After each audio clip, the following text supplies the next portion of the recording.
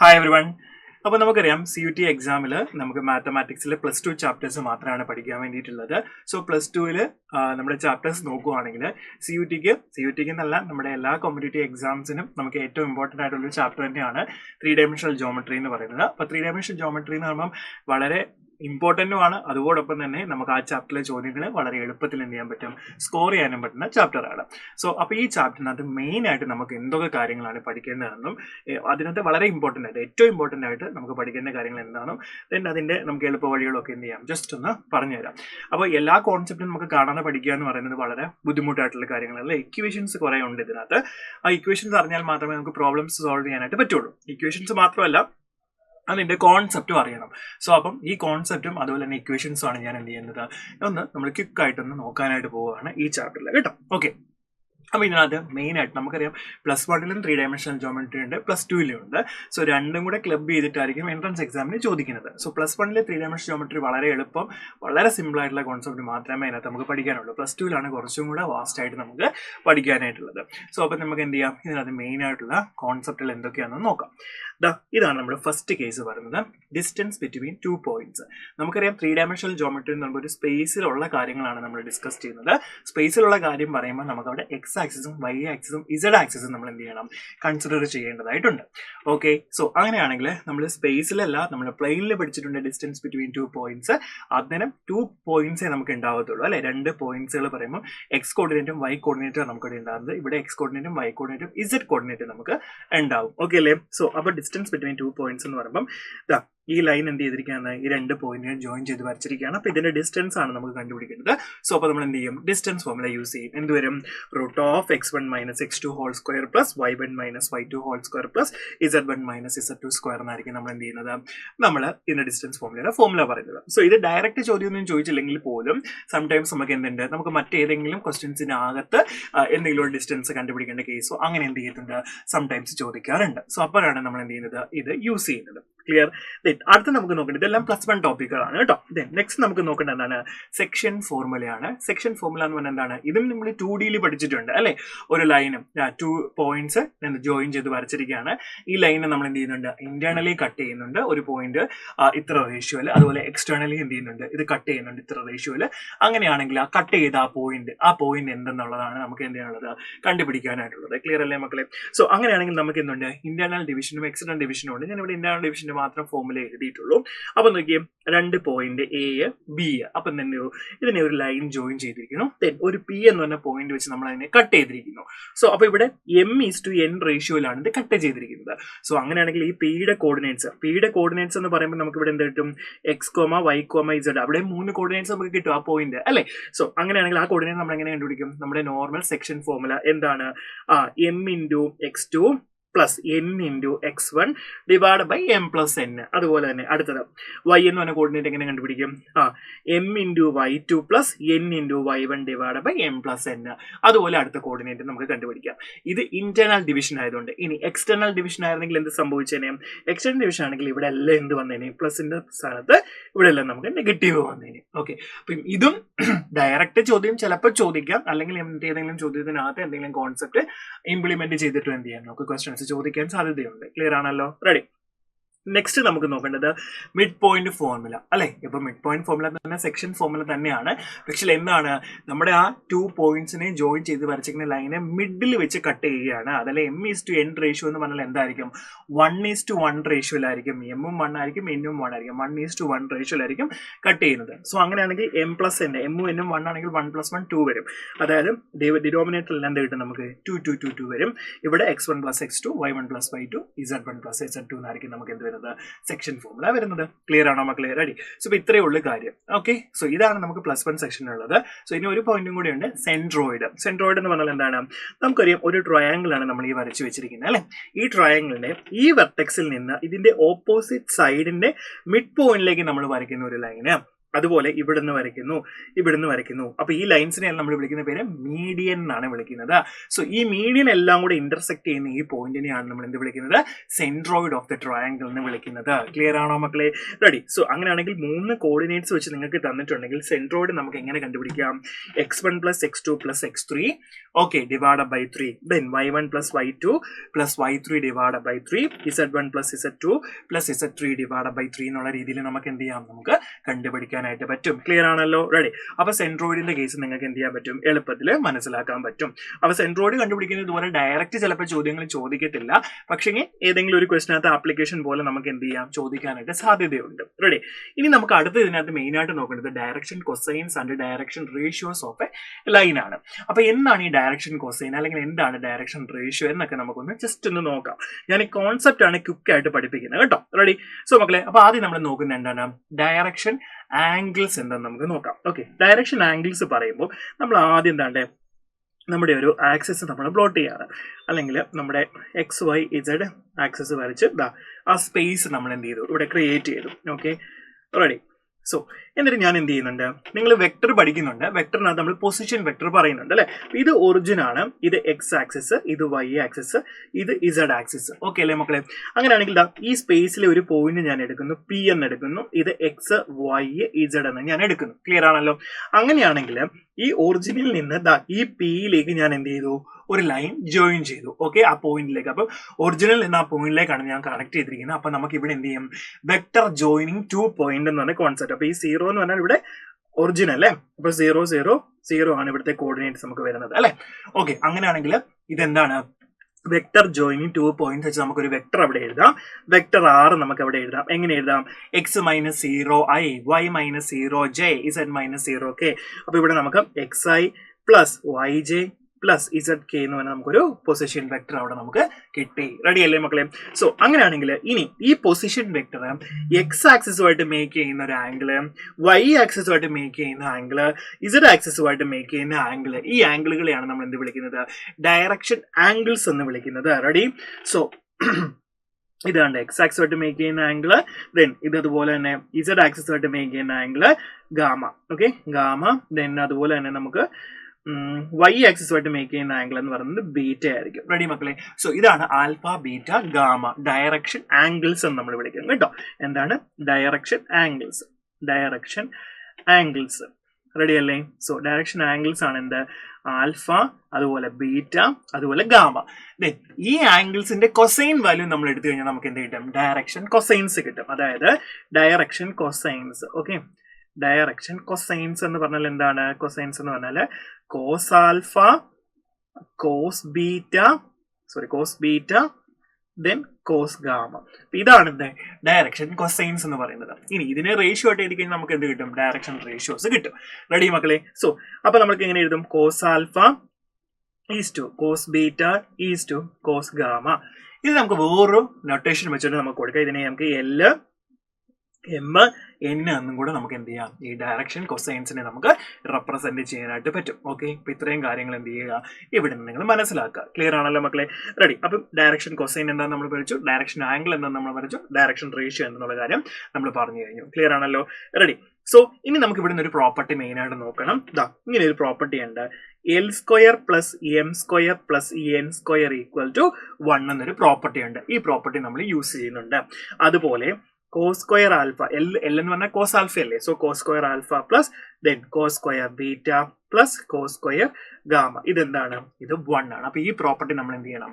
പഠിച്ചു വെക്കണം. ഇത് നമുക്ക് എന്ത് ചെയ്യുന്നുണ്ട്? ക്വസ്റ്റ്യൻസ് ഒക്കെ നമുക്ക് ഇത് വെച്ച് ചെയ്യേണ്ട ആവശ്യങ്ങൾ നമുക്ക് വരുന്നുണ്ട്. റെഡി അല്ലേ മക്കളെ? ഇനി നമുക്ക് ഈ ഒരു കേസ് പഠിച്ചതുകൊണ്ട് നമുക്ക് ഡയറക്ഷൻ റേഷ്യോസ് തരികയാണെങ്കിൽ, അല്ലെങ്കിൽ നമുക്ക് ഒരു വെക്ടർ തരികയാണ്. ഓക്കെ, ഒരു വെക്ടർ നമുക്ക് തരികയാണ്. XI + YJ + ZK എന്ന് പറഞ്ഞൊരു വെക്ടർ നമുക്ക് തരുന്നുണ്ട്. എന്നിട്ട് അത് ഡയറക്ഷൻ ആംഗിൾസ് ഒക്കെ മേക്ക് ചെയ്യുന്നു എന്നൊക്കെ പറഞ്ഞു കഴിഞ്ഞാൽ ഈ പൊസിഷൻ വെക്ടർ കണ്ടിട്ടുണ്ടെങ്കിൽ ഇതിന് ഡയറക്ഷൻ റേഷ്യോസ് നമുക്ക് എങ്ങനെ എഴുതാം? ഡയറക്ഷൻ റേഷ്യോസിനെ നമ്മൾ DR എന്ന് റെപ്രസെന്റ് ചെയ്യും. ഡയറക്ഷൻ റേഷ്യോ എങ്ങനെയായിരിക്കും? X, Y, Z എന്നായിരിക്കും അതിന്റെ ഡയറക്ഷൻ റേഷ്യോ. ഇനി ഡയറക്ഷൻ റേഷ്യോ തന്റെ വെക്ടർ എഴുതാൻ പറഞ്ഞാൽ എന്ത് ചെയ്താൽ മതി? അതിന്റെ കൂടെ Iയും Jയും Kയും കൂടെ കൊടുത്തു കഴിഞ്ഞാൽ നമുക്ക് എന്ത് കിട്ടും? അത് ഡയറക്ഷൻ റേഷ്യോയിൽ നിന്ന് നമുക്ക് വെക്ടർ എന്ത് ചെയ്യാൻ പറ്റും? എഴുതാനായിട്ട് പറ്റും. അപ്പൊ അത്രയും കാര്യങ്ങൾ എന്ത് ചെയ്യുക? ഒന്ന് മനസ്സിലാക്കി വെക്കുക. ക്ലിയർ ആണോ മക്കളെ? റെഡി. അപ്പൊ ഇത്രയും കാര്യങ്ങളാണ് മെയിൻ ആയിട്ട് നമ്മൾ എന്ത് ചെയ്യേണ്ടത്? ശ്രദ്ധിക്കേണ്ട ഒരു കാര്യം എന്ന് പറയുന്നത്. ഓക്കെ, ഇനി നമ്മൾ നോക്കുന്ന എന്താണ്, equation of a line passing through a point and parallel to any vector.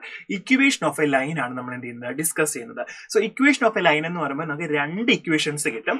ഒന്ന് വെക്ടർ ഇക്വേഷനും രണ്ട് കാർട്ടീഷ്യൻ ഇക്വേഷനും. കേട്ടോ, നമുക്ക് രണ്ട് ഇക്വേഷൻസ് ആണ് കിട്ടുന്നത്. അപ്പൊ അതിൽ ആദ്യം നമുക്ക് എന്ത് ചെയ്യാം, വെക്ടർ ഇക്വേഷൻ എഴുതാം, അത് കഴിഞ്ഞ് കാർട്ടീഷ്യൻ ഇക്വേഷൻ. ഇത് ഏതിന്റെ കേസിലാണ്, equation of a line passing through a point and parallel to any vector. അപ്പൊ നമുക്ക് ആ കോൺസെപ്റ്റ് ആദ്യം എന്ത് ചെയ്യാം, ഒന്ന് പഠിക്കാം. റെഡി അല്ലേ? സോ അപ്പൊ എന്താണ് equation of a line passing through a point. അപ്പൊ നമ്മളൊരു ലൈൻ വരച്ചു, ഈ ലൈനിന്റെ ഇക്വേഷൻ നമുക്ക് വേണ്ടത്. ഈ ലൈൻ എന്ത് ചെയ്യുന്നുണ്ട്, പാസിംഗ് ത്രൂ എ പോയിന്റ്, ഒരു പോയിന്റ് കൂടെ പാസ് ചെയ്യുന്നു. ആ പോയിന്റിന് ഞാൻ എ എന്ന് എടുക്കുന്നു, എന്നിട്ട് അത് x1 y1 z1. ആ പോയിന്റ് എന്താണ്, x1 y1 z1 എന്ന് ഞാൻ കൊടുത്തു. ഇനി equation of a line passing through a point and parallel to any vector. അപ്പൊ എന്താ ഈ ലൈൻ എന്ത് ചെയ്യുന്നുണ്ട്, വേറൊരു ലൈന് പാരലൽ ആണ്. പാരലൽ ടു എനി വെക്ടർ എന്നല്ലേ നമ്മൾ പഠിച്ചിരിക്കുന്നത്. സോ അപ്പൊ ഈ പാരലൽ ആയിട്ടുള്ള വെക്ടറിനെ നമുക്ക് എന്ത് ചെയ്യാം, പാരലൽ വെക്ടർ എന്ന് വിളിക്കാം. സോ അപ്പൊ നമ്മൾ എന്ത് ചെയ്യുന്നുണ്ട്, പാരലൽ വെക്ടറിനെ നമ്മൾ ബി എന്ന് പറഞ്ഞ് റെപ്രസെന്റ് ചെയ്യുന്നു, വെക്ടർ ബി. സോ വെക്ടർ ബിയുടെ കമ്പോണൻസ് നമ്മൾ A I plus B J plus C K എന്ന് ഞാൻ കൊടുക്കുന്നു. ഓക്കെ, ഇത്രയും ഓക്കെ അല്ലേ മക്കളെ? ഇനി നമ്മൾ ഇക്വേഷൻ ഡെറൈവ് ചെയ്യുന്നതിന് ഞാൻ എന്ത് ചെയ്യുന്നുണ്ട്, ഈ ലൈനിലെ ഒരു ജനറൽ പോയിന്റ് ഞാൻ കൺസിഡർ ചെയ്യാണ്. ഒരു ജനറൽ പോയിന്റ്, അതിന് ഞാൻ ആർ എന്ന് റെപ്രസെന്റ് ചെയ്യുന്നു. അത് എക്സ് വൈ ഇസഡ് ആണ് ആ ജനറൽ പോയിന്റ്. ക്ലിയർ ആണല്ലോ? റെഡി? സോ അങ്ങനെയാണെങ്കിൽ ഇപ്പൊ ഈ ഡെറിവേഷൻ ഒന്നും കാണാതെ പഠിക്കേണ്ട, പക്ഷെ നമ്മൾ ആ കോൺസെപ്റ്റ് ഒന്ന് നല്ല പക്കായിട്ട് മനസ്സിലാക്കി കഴിഞ്ഞാൽ നമുക്ക് എന്ത് ചെയ്യാൻ പറ്റുള്ളൂ, കാര്യം കിട്ടുള്ളൂ. കേട്ടോ?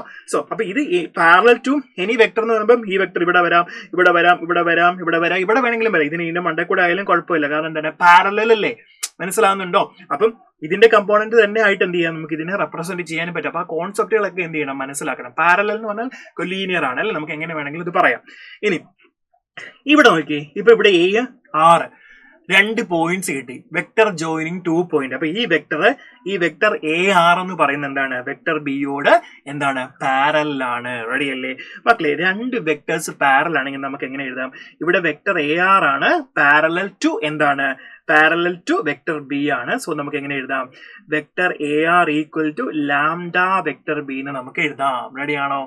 നെക്സ്റ്റ്, ഈ വെക്ടർ എ ആർ എന്ന് പറഞ്ഞാൽ എന്താണ്, this minus this position vectors അല്ലെ. സോ അപ്പൊ ഇതിനെ നമുക്ക് എങ്ങനെ എഴുതാം, vector R minus vector A equal to lambda vector B എന്ന് നമുക്ക് എഴുതാം. റെഡി ആണോ? സോ അങ്ങനെയാണെങ്കിൽ നമുക്ക് എഴുതാം vector R equal to vector A plus lambda vector B എന്ന് നമുക്ക് എഴുതാം. സോ ഇതാണ് vector equation of this line നമ്മൾ പറയുന്നത്. ക്ലിയർ ആണോ മക്കളെ? റെഡി? സോ ഇതിനകത്ത് ഈ എ എന്ന് പറയുന്നത് എന്താണ്, നമ്മുടെ ഈ കമ്പോണൻസ് ഉള്ള വെക്ടർ ആണ്. x1i plus y1j plus z1k എന്ന് പറയുന്നു. ദെൻ ഈ ബി എന്ന് പറഞ്ഞ എന്താണ്, നമ്മുടെ ഈ പാരലൽ വെക്ടറിന്റെ കമ്പോണന്റ് ആണ് ai plus bj plus ck. So അതും നിങ്ങൾക്ക് എന്ത് ചെയ്യും, മനസ്സിലാക്കാൻ പറ്റും. റെഡി മക്കളെ? സോ ഇനി നമ്മൾ എന്ത് ചെയ്യുന്നുണ്ട്, നമുക്ക് ഇനി അടുത്ത ഇക്വേഷൻ വേണം, കാർട്ടീഷ്യൻ ഇക്വേഷൻ ആണ് നമ്മൾ അടുത്ത പഠിക്കുന്നത്. സോ കാർട്ടീഷ്യൻ ഇക്വേഷൻ നമ്മൾ എന്തിൽ നിന്നാണ് ഡെറൈവ് ചെയ്യുന്നത്, ഈ ഒരു ഇക്വേഷനിൽ നിന്ന് തന്നെയാണ് നമ്മൾ എന്ത് ചെയ്യുന്നത്, കാർട്ടീഷ്യൻ ഇക്വേഷൻ നമ്മൾ ഡെറൈവ് ചെയ്തെടുക്കുന്നത്. റെഡി? സോ അപ്പം അതെങ്ങനെ ഡെറൈവ് ചെയ്യുന്നത്, നമുക്കറിയാം ആർ എന്ന് പറഞ്ഞ വെക്ടർ എന്തുവാ, ഇതാണ് അല്ലെ. അപ്പൊ നമുക്ക് അതിനെ ഫുൾ ആയിട്ട് എഴുതാം. സോ ഇങ്ങനെ വരും, xi plus yj plus zk എന്ന് എഴുതാം, ഈക്വൽ ടു വെക്ടർ ഐ എന്ത് വരും, x1i plus y1j plus z1k. Okay, then plus lambda into vector ബിനെ നമുക്ക് മുഴുവനായിട്ട് എഴുതാം, ai plus bj plus ck എന്ന് എഴുതാം. ക്ലിയർ ആണോ മക്കളെ? റെഡി? അത് നമ്മൾ എഴുതി കഴിഞ്ഞു. ഇനി ഞാൻ എന്ത് ചെയ്യുന്നുണ്ട്, ഇവിടെ x1i, ഇവിടെ ലാംഡ ai. അപ്പൊ i കമ്പോണൻസ് എല്ലാം നമ്മൾ ഒന്നിച്ചെഴുതുന്നു. അപ്പൊ നമുക്ക് എന്ത് കിട്ടും, x1 plus lambda ai plus ഇവിടെയോ y1 പ്ലസ് ലാംഡ bk, ഇവിടെയോ z1 plus lambda ck. Okay, then ഇവിടെ നമുക്ക് എന്താണ്, xi plus yj plus zk എന്ന് വരും. ക്ലിയർ അല്ലേ മക്കളെ? സോ ഇനി ഞാൻ എന്ത് ചെയ്യുന്നുണ്ട്, ഇതിന്റെ ഐ കമ്പോണന്റും ഇതിന്റെ ഐ കമ്പോണന്റും ഇക്വേറ്റ് ചെയ്യുന്നു. സോ അപ്പൊ നമുക്ക് എന്ത് കിട്ടും, x equal to x1 plus lambda എന്ന് കിട്ടും. ഇവിടെ y equal to y1 plus lambda B എന്ന് കിട്ടും. ദെൻ ഇവിടെ z equal to z1 plus lambda C എന്ന് കിട്ടും. സോ ഇവിടുന്ന് നമുക്ക് എന്ത് ചെയ്യാം, ഇവിടുന്ന് എങ്ങനെ എഴുതാൻ പറ്റുന്ന ലാംഡ ഈക്വൽ ടു നമുക്ക് എഴുതാം അല്ലെ. സോ ലാംഡ ഈക്വൽ ടു നമുക്ക് എങ്ങനെ എഴുതാം, X minus x1 by A എന്ന് എഴുതാം. സോ ഇവിടുന്ന് lambda equal to y minus y1 by B എന്ന് എഴുതാം. ഇവിടുന്ന് lambda equal to z minus z1 by C എന്ന് നമുക്ക് എഴുതാം. റെഡി. സോ ലാംഡയുടെ വാല്യൂസ് അല്ലേ ഈക്വൽ അല്ലേ. സോ അപ്പൊ നമുക്ക് എങ്ങനെ എഴുതാം, X minus x1 by A equal to y minus y1 by B equal to z minus z1 by C എന്ന് നമുക്ക് കൊടുക്കാം. സോ ഇതാണ് എന്ത് നമ്മളുടെ കാർട്ടീഷ്യൻ ഇക്വേഷൻ. ഈ കാർട്ടീഷ്യൻ ഇക്വേഷനിൽ നിന്ന് ഈ എയും ബിയും സിയും എന്ന് പറഞ്ഞാൽ നമ്മുടെ പാരലൽ വെക്ടറിന്റെ ഡയറക്ഷൻ റേഷ്യോസ് ആണ്. റെഡി. അതുപോലെ x1 y1 z1 എന്ന് പറഞ്ഞ എന്താണ്, നമ്മുടെ ലൈൻ പാസ് ചെയ്യുന്ന നമ്മുടെ പോയിന്റ് ആണ്. സോ ഇത്രയും കാര്യങ്ങൾ എന്ത് ചെയ്യുക, കൃത്യമായിട്ട് മനസ്സിലാക്കി വെക്കുക. സോ ഇത് കറക്റ്റ് ആയിട്ട് കോൺസെപ്റ്റ് അറിയാമെങ്കിൽ നമുക്ക് പ്രോബ്ലംസ് ചെയ്യുമ്പോൾ ഇത് എന്തൊക്കെയാണ് തന്നിരിക്കുന്നത് എന്നുള്ള കാര്യങ്ങളൊക്കെ നമുക്ക് എന്ത് ചെയ്യാൻ പറ്റും, കൃത്യമായിട്ട് മനസ്സിലാക്കി എടുക്കാനായിട്ട് പറ്റും. ക്ലിയർ ആണല്ലോ. റെഡി. ഇനി നമ്മൾ അടുത്ത് നോക്കാൻ പോകുന്നത് equation of a line passing through two given points ആണ്. ഇത്ര നേരം നമ്മൾ നോക്കിയത് എന്താണ്, equation of a line passing through a point and parallel to any vector. ഇവിടെ എന്താണ് നമ്മൾ നോക്കുന്നത്, equation of a line passing through two given points. അങ്ങനെയാണെങ്കിൽ 2 പോയിന്റ്സ് വരുമല്ലോ.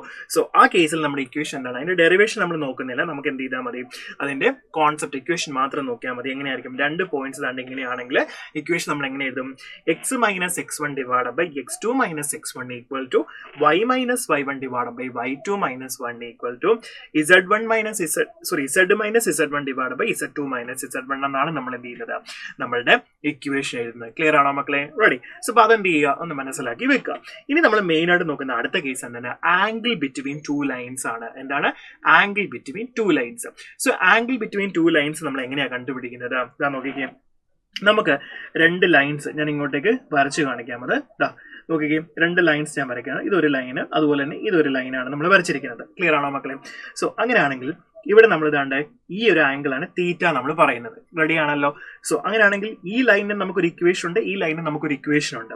സോ അപ്പൊ ഈ ലൈനിന്റെ ഇക്വേഷൻ നമ്മൾ കാർട്ടീഷ്യൻ ഇക്വേഷൻ നമ്മൾ വെക്ടർ ഇക്വേഷൻ ആയിട്ട് എഴുതുകയാണ്. R1 വെക്ടർ നമ്മൾ കൊടുക്കുന്നു.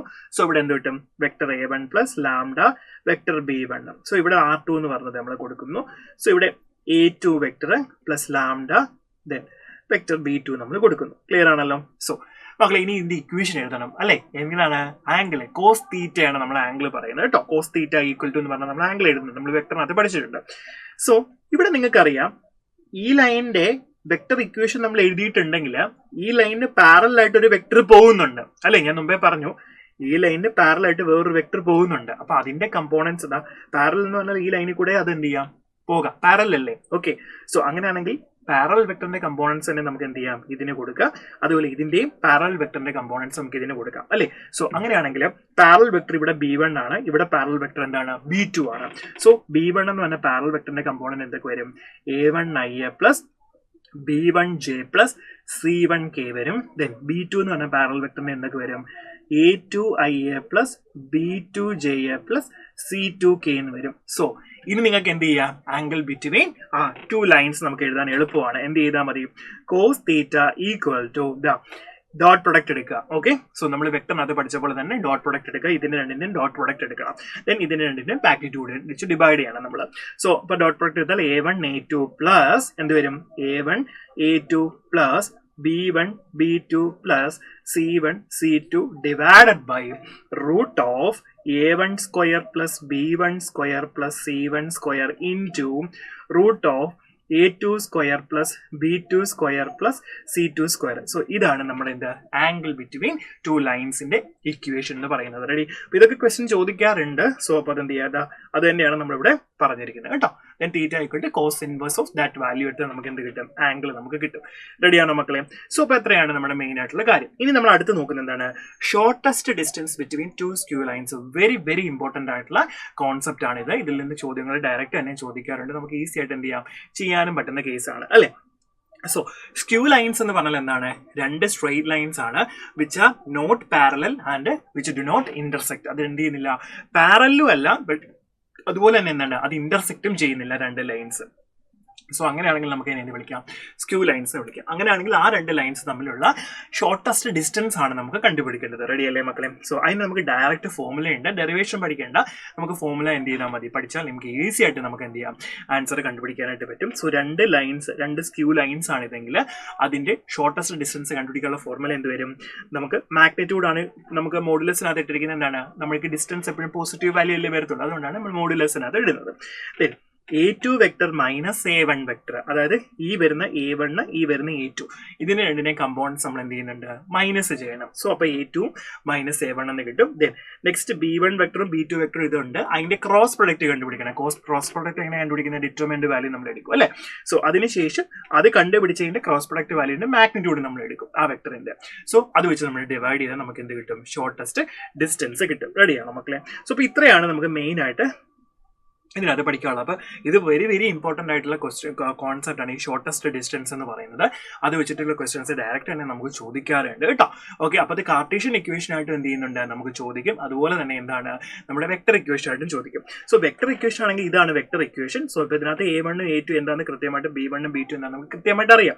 ഇനി കാർട്ടീഷ്യൻ ഇക്വേഷൻ ആണെങ്കിലോ x minus x1 by A equal to y minus y1 by C, B equal to Z minus Z1 by C. So അങ്ങനെയാണെങ്കിൽ ഇതിനകത്ത് A1 എന്ന് പറയുന്നത് ഫസ്റ്റ് ലൈനിന്റെ ഇക്വേഷൻ ആണെങ്കിൽ ഇതിനകത്ത് A1 എന്ന് പറയുമ്പോൾ ഇത് തന്നെയാണ് A1ന്റെ കമ്പോണൻസ്.